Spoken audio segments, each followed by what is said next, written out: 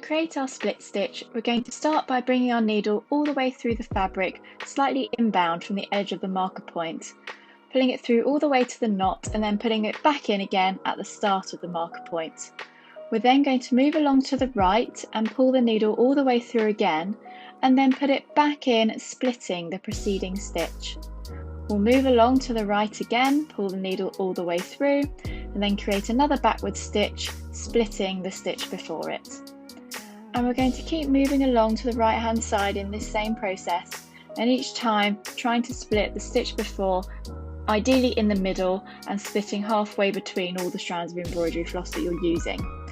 I am using 3 strands here, and this is a stitch that's probably easier to create the more strands that you use. If you just had a couple of strands, it would be quite difficult to get your needle directly in between the 2 of them. So you want to keep moving along the same process, trying to keep your stitches as even as possible, which is always the hardest bit, until you get along to the edge of that marker point. When you create your final stitch, you want to pull the needle all the way through and again just split the stitch before. It's almost creating a half stitch there, and that's it, split stitch complete.